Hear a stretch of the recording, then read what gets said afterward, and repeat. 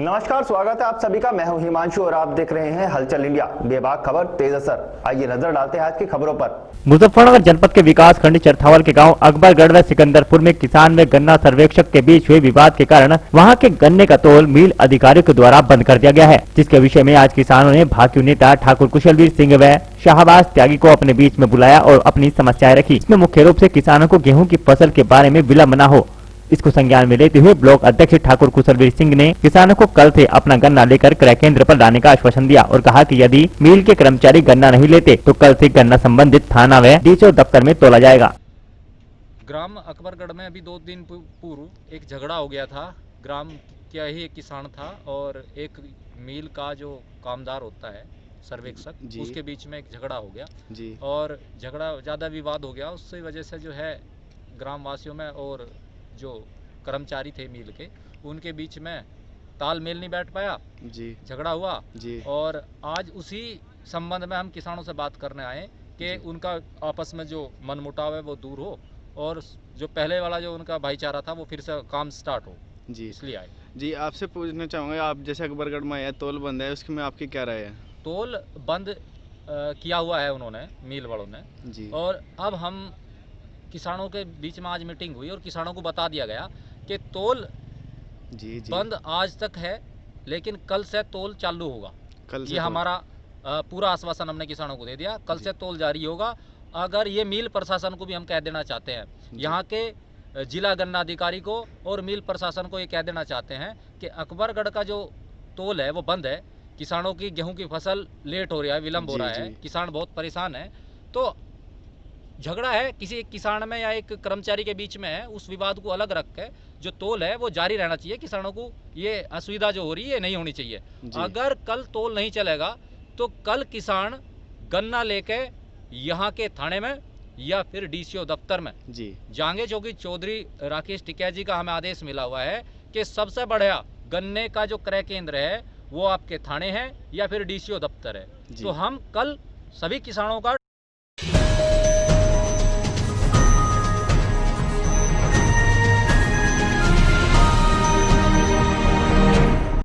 मुजफ्फरनगर जनपद के चरथावल स्थित एम पावर प्रगति द्वारा चलाए जा रहे पीएम कौशल केंद्र प्रबंधक नीरज शर्मा के साथ डीपीएमयू मुजफ्फरनगर ने बैठक करते हुए आगामी लक्ष्य को लेकर चर्चा की। दरअसल चरथावल कस्बे में एम पावर प्रगति द्वारा प्रधानमंत्री कौशल केंद्र संचालित किया जा रहा है, जिसमें लॉकडाउन के बाद आगामी लक्ष्य को लेकर डीपीएमयू मुजफ्फरनगर के प्रबंधक संदीप कुमार के द्वारा प्रबंधक कौशल केंद्र चरथावल नीरज शर्मा के साथ चर्चा करते हुए कहा कि पीएम कौशल केंद्र की हर संभव मदद की जाएगी, वह चाहे मोबिलाइजिंग हो या फिर प्लेसमेंट हो।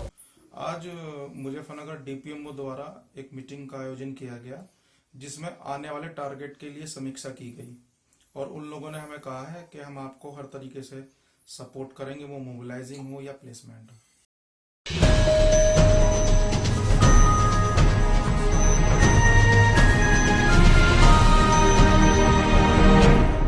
जनपद बिजनौर के शेरकोट में पश्चिमी उत्तर प्रदेश उद्योग व्यापार मंडल के द्वारा अंसारपुर नगर अध्यक्ष तो मनोज शर्मा को महासचिव बनाया गया। आपको बता दें कि शेरकोट में पश्चिमी उत्तर प्रदेश उद्योग व्यापार मंडल युवा विंग की ओर से आज शाम 5 बजे व्यापारी एकता सम्मेलन का आयोजन किया गया, जिसमें युवा विंग को मजबूती देने के लिए युवा व्यापारियों को महत्वपूर्ण पद सौंपा गया। कार्यक्रम में मुख्य अतिथि पश्चिम उत्तर प्रदेश उद्योग व्यापार मंडल के प्रदेश महामंत्री मुकुल अग्रवाल का शॉल व फूल मालाओं से जोरदार स्वागत किया गया। इस दौरान व्यापारी अंसार अहमद को नगर अध्यक्ष युवा विंग व मनोज शर्मा को नगर महासचिव युवा विंग, सलीम अहमद, कमाल अहमद, अरशद, सलमान, राजेंद्र शर्मा आदि को अलग अलग पद पर मनोनीत करते हुए मनोनयन पत्र वितरित किए गए। कार्यक्रम की अध्यक्षता शेख अहमद अल्लाह व संचालन इरशाद धामपुरी ने किया। इस दौरान प्रदेश उपाध्यक्ष सतवंत सिंह सलूजा, मंडल अध्यक्ष जावेद रहमान, प्रदेश मंत्री विनीत कुमार, प्रदेश महामंत्री मोनिका यादव, जिला अध्यक्ष महिला विंग आकांक्षा चौहान, युवा अध्यक्ष असलम फरीदी, मोहम्मद अहमद आदि मौजूद रहे।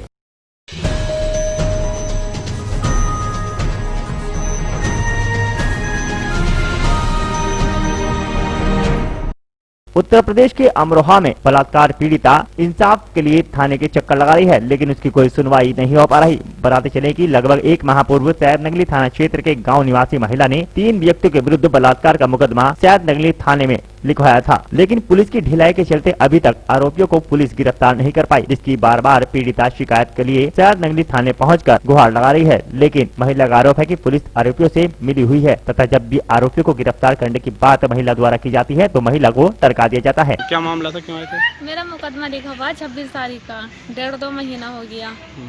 पुलिस बिल्कुल भी नहीं उठा रही मुलजिमों को। मेरा घर बदतमीजी करते हैं, आके धमकी देते हैं मुझे मारने की।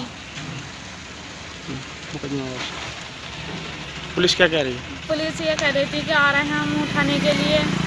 फोन पे बात करती हूँ तो बिल्कुल सुनवाई ना करते। थाना आती हूँ तो थाने से भगा देते कि मैं आ रही हूँ, चलो पीछे से।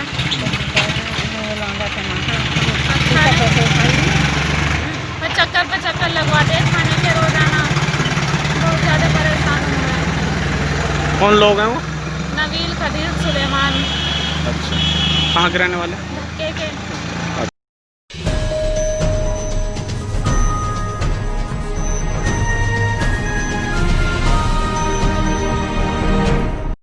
अमरोहा के हसनपुर में एसडीएम विजय शंकर मिश्र के निमंत्रण पर तहसील बार हसनपुर के अध्यक्ष मुजाहिद चौधरी की अध्यक्षता और महासचिव राजीव शर्मा के संचालन तथा तहसीलदार भूपेंद्र कुमार की उपस्थिति में वार्ता संपन्न हुई। अध्यक्ष मुजाहिद चौधरी ने एसडीएम हसनपुर विजय शंकर तथा तहसीलदार भूपेंद्र कुमार को सभी समस्याओं से अवगत कराया। इस अवसर पर एसडीएम हसनपुर विजय शंकर मिश्र ने प्रशासन द्वारा की गई कार्रवाई से अधिवक्ताओं को अवगत कराया और बहिष्कार समाप्त कर पुनः न्यायिक कार्य प्रारंभ करने का आह्वान किया। ये कई दौर से हमारा न्यायालयों में अनियमितताओं के संबंध में वो चल रहा था। एसडीएम साहब ने आमंत्रित किया और आज वार्ता हुई, सौहार्दपूर्ण वातावरण में वार्ता हुई है। काफ़ी समस्याओं का निराकरण हुआ है। रंबल स्ट्रिप्स लगा दिए गए हैं, सफाई व्यवस्था सुचारू हुई है। सफाई व्यवस्था के लिए एक व्यक्ति नामित कर दिया गया है। इसके अलावा कोर्टों में जो पेंडेंसी थी उसको डिस्पोजल करने का भी आश्वासन दिया गया है और सारी समस्याओं के निराकरण का विश्वास एसडीएम साहब ने और तहसीलदार साहब ने दिलाया है। निश्चित तौर पर हमें और क्षेत्र की जनता को इसका फायदा मिलेगा।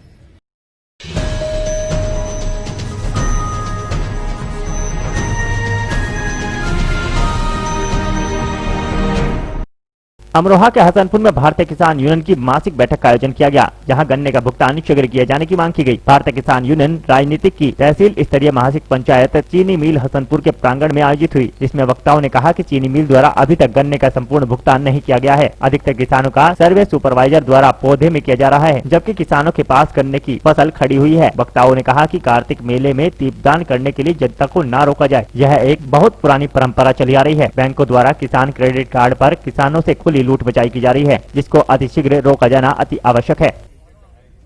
ये हमारी मासिक मीटिंग थी 25 तारीख तहसील स्तरीय, और कुछ किसानों की समस्या थी चीनी मिल संबंधित और कुछ समस्या बिजली संबंधित थी। तो हमने यहाँ पर 20 तारीख ज्ञापन दिया। चीनी मिल की जो समस्या थी, जैसे कि हमारा आज पिछले वर्षों में किसान को पर्ची मिलती थी और इस साल में हमें मैसेज द्वारा पर्ची के लिए बताया जा रहा। किसान इतना पढ़ा लिखा था है नहीं, और है भी पढ़ा लिखा था, हर किसी मोबाइल नहीं है।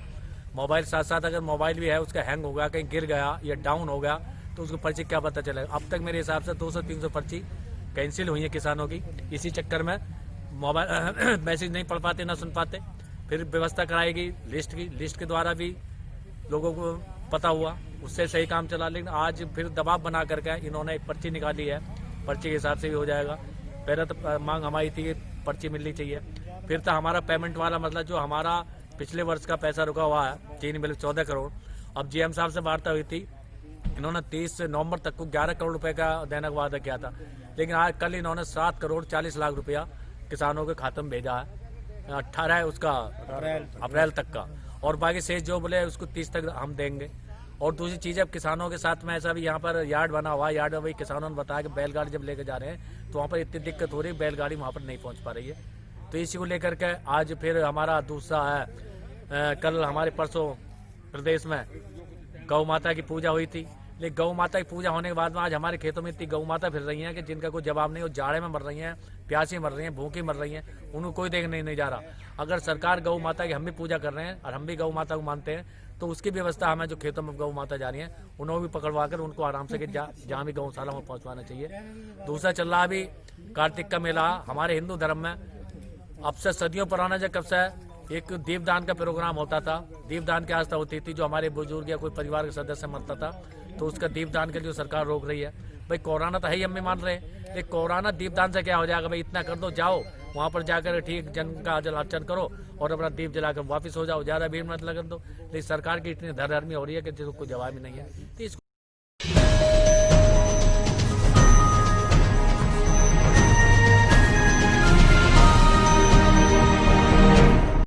अमरोहा के हसनपुर के रखेड़ा में पीड़ित के छप्पर में आग लगने से हजारों रुपए का माल जलकर राख हो गया। आपको बता दें कि कोतवाली क्षेत्र के गांव रखेड़ा निवासी दूलीचंद पुत्र इंद्र के छप्पर में आग लग गई, जिसमें 20,000 रुपए की नकदी, अनाज, कपड़े और जेवरात सहित अन्य घरेलू सामान जलकर राख हो गया। जैसे ही आग की सूचना गाँव में लगी तो ग्रामीणों ने पानी डालकर आग को बुझाना शुरू किया, जहाँ काफी मशक्कत के बाद आग पर काबू पाया गया। बताया जा रहा है कि लगभग 60,000 रुपए से अधिक का नुकसान हुआ है।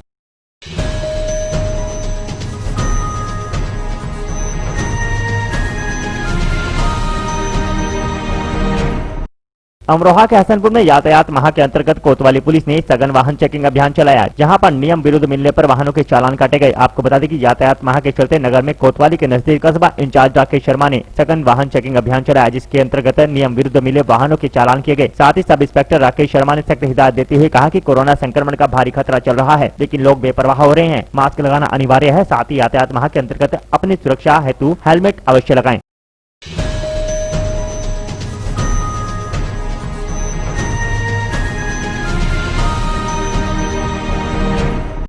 अमरोहा के हसनपुर में केंद्र प्रभारी आंगनबाड़ी सहायिका को प्रशिक्षण दिया गया, जहां पर नई गाइडलाइंस के अनुसार सूखा पोषाहार वितरण करने के निर्देश दिए गए। आपको बता दें कि ब्लॉक परिसर में पोषाहार केंद्र प्रभारी मंजुल वर्मा ने आंगनबाड़ी सहायिकाओं को शासन की गाइडलाइंस के अनुसार नई रूपरेखा में पोषाहार वितरण करने हेतु प्रशिक्षण दिया, जिसके माध्यम से आंगनबाड़ी को समझाया गया कि 7 माह से 3 वर्ष तक के लाभार्थी व 3 वर्षों से 6 वर्ष तक के लाभार्थी गर्भवती महिलाओं को अलग अलग नियमानुसार सूखा पोषाहार वितरण किया जाएगा।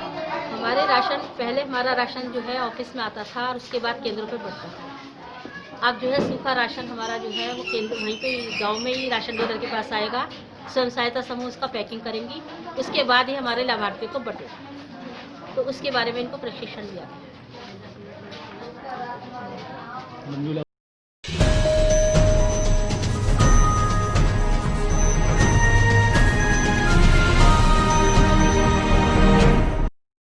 आज के बुलेटिन में इतना ही। कल फिर होंगे हाजिर कुछ नई और ताजा खबरों के साथ। देखते रहिए हलचल इंडिया, बेबाक खबर तेज असर।